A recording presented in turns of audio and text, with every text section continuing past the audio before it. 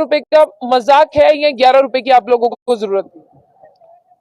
Ma'am शायद इन 11 रुपए से भी मोदी सरकार गरीब हो गई होगी। तो मैं तो अपने डेली वेजर साथियों से ये रिक्वेस्ट करूंगा कि 11-11 रुपए का चेक काट करके नरेंद्र मोदी जी को भेज दें, क्योंकि शायद खजाना उनका खाली हो गया होगा डेली वेजर को 11-11 रुपए देने से। और मोदी जी को एक संदेश भी भेज दें कि हमारी डिमांड 11 रुपए की नहीं थी और हमें आपके 11 रुपए की कोई जरूरत नहीं है। हमारी जरूरत है हमारी रेगुलाइजेशन पॉलिसी। हमारी 28 साल से जो हमारा हक बनता है रेगुलाइजेशन पॉलिसी, वो हमारी डिमांड है SRO 64 के अंदर। दूसरी हमारी डिमांड है पेंडिंग वेजेस 70 महीने की 72 महीने की, जो हमने काम किया है डिपार्टमेंट के अंदर और आपकी देशभक्त और मजबूत सरकार के रहते ही वो वेजेस जो है वो पेंडिंग हुई है। आप दूसरे सरकारों पे इल्जाम लगाते हैं, जितनी भी सरकारें यहाँ पे रही हैं, चाहे वो NC रही हो, कांग्रेस रही हो, PDP रही हो, पैंथर रही हो, तो भाजपा वाले उन पे इल्जाम लगाते हैं वो सभी नेता उनके सभी मंत्री करप्ट थे, उन्होंने देश को लूट लिया, उन्होंने स्टेट को लूट लिया। लेकिन उनके समय की वेजेस जो है हमारी क्लियर है। ये देशभक्त और ईमानदार सरकार के रहते 2015 के बाद हमारी 70 महीने की वेजेस पेंडिंग है। ये हमारी दूसरी डिमांड थी। और तीसरी डिमांड हमारी थी यूटी बना। अगर आपने प्रदेश के 2 टुकड़े किए और 2 यूटियां बनाई, यूटी के अंदर अगर दिल्ली यूटी की बात करें तो वहां 700 750 रुपए पर डे इस वक्त वेजेस है। तो हमारी वो डिमांड थी कि हमें दिल्ली यूटी की तर्ज पर मिनिमम वेजेस एक्ट जो है वो लागू किया जाए। यहाँ पे हमें मिनिमम वेजेस एक्ट जो प्राइवेट सेक्टर में लागू होता है उसमें से ये 11 रुपए जैसे उनको बढ़ाया गया वैसे हमें 11 रुपए बढ़ा दिए गए। अगर आपने मिनिमम वेजेस एक्ट ही लागू करना था तो उसको प्रॉपर इंप्लीमेंटेशन उसकी होनी चाहिए थी। मिनिमम वेजेस एक्ट के अंदर जो प्राइवेट सेक्टर में मजदूर काम करता है उसको PF का बेनिफिट मिलता है, उसको ग्रेजुएटी का बेनिफिट मिलता है, उसको ESI का बेनिफिट मिलता है, उसको वीकली ऑफ मिलता है, उसकी 8 घंटे स्पेसिफिक टाइम पीरियड की ड्यूटी होती है। हमारी 24/7 आवर, जिसमें ना कोई वीकली ऑफ, ना ESI को कोई बेनिफिट, ना PF का कोई बेनिफिट, ना ग्रेजुएटी का बेनिफिट। ये कौन सा सरकार किस कानून के तहत चल रही है? और दावे करती है ये सरकार कि हम संविधान को मानते हैं, हम संविधान में रह के काम करते हैं, हम लोकतांत्रिक सरकार चलाते हैं। कौन से लोकतंत्र और किस लोकतंत्र की ये दुहाई देते हैं, ये समझ नहीं आता। आपको इसी 11 रुपए बढ़ने के साथ साथ कल आपको मालूम पड़ा होगा कि प्रॉपर्टी टैक्स भी लागू होने वाला है। चाहे आप डेली वेजर्स हैं लेकिन आपको तब भी प्रॉपर्टी टैक्स देना है, यानी और आपको आपकी जेब से और खर्चा होने वाला है। मैं तो ये चाहूंगा प्रॉपर्टी टैक्स हम देंगे, पहले हमें प्रॉपर्टी तो बना के दें।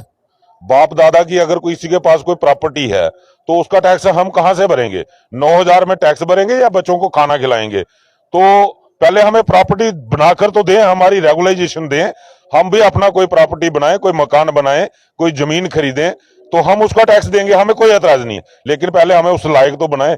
इस सरकार को पता नहीं कहां ये टैक्स का पैसा लेके जा रही है, किसके लिए ये टैक्स कलेक्शन हो रही है। नए नए टैक्स जम्मू कश्मीर की जनता के ऊपर थोपे जा रहे हैं। और आज जिस जनता ने भारतीय जनता पार्टी को खुले दिल से वोट किया था, आज उनको भी शायद एहसास हुआ होगा कि आज हमने क्या खोया है। जो अच्छे दिनों का वादा किया था इससे ज्यादा अच्छे दिन नहीं आ सकते। आपने अपने साथियों से बात की होगी जब ये ऑर्डर आपने भी मोबाइल पे देखा होगा, तो साथियों की क्या प्रतिक्रिया थी, क्या रिएक्शन था साथियों का?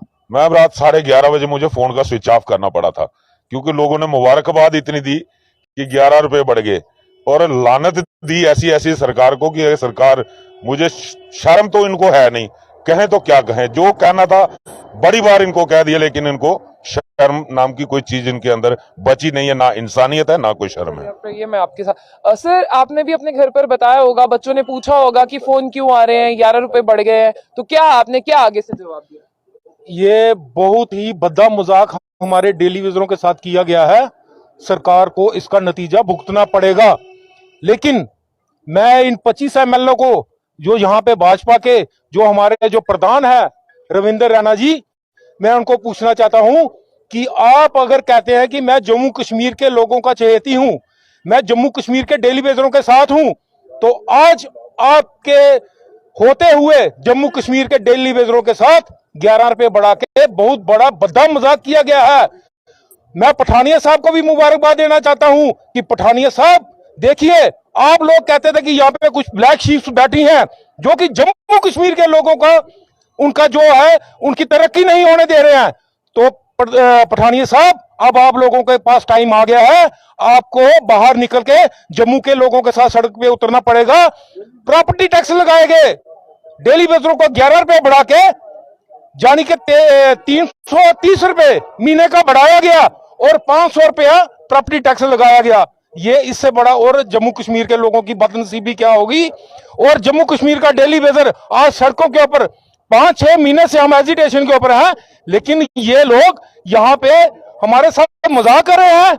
लेकिन हमें पता है कि ये लोग यहाँ पे ना तो इलेक्शन करवाएंगे, इन लोगों ने जम्मू कश्मीर को यूटी बना के यहाँ के जो गवर्नर हैं यहाँ पे इनके हाथ में सारी पावर दे दी गई है।